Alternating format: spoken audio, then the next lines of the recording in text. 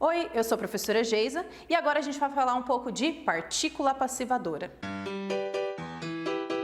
Uma das funções que a palavra ser representa na língua portuguesa é a de partícula passivadora, ou seja, uma palavra que traz a ideia de voz passiva. Vamos entender um pouquinho isso. Na língua portuguesa, a gente tem a voz ativa e a voz passiva. Na voz ativa, nós temos um sujeito que pratica a ação verbal, então ele vai ser o agente daquela ação. Exemplo clássico, os moradores alugaram algumas casas. Então, os moradores praticam a ação de alugar aquela casa. Eles são o sujeito e eles desempenham a ação. Transformando essa frase da voz ativa para a voz passiva analítica, que é aquela por extenso, a gente só inverte a ordem. Então, algumas casas foram alugadas pelos moradores. Porém, nessa não teve partícula passivadora, certo? Por quê? Porque essa é a voz passiva analítica.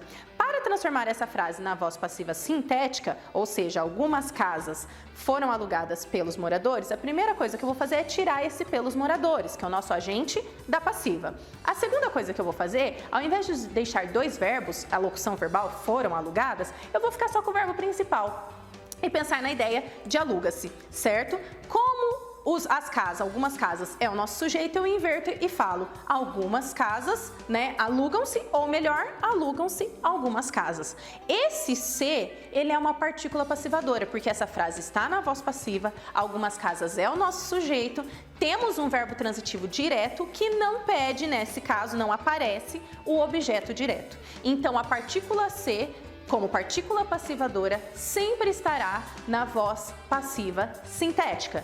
Para nós termos voz passiva sintética, temos uma dica. Só existe voz passiva, seja ela sintética ou analítica, com o verbo transitivo direto. Ou o bitransitivo, que é o verbo transitivo direto e indireto. Mas o importante é ter um objeto direto, porque é ele que vai ser transformado no sujeito da voz passiva. Tranquilo?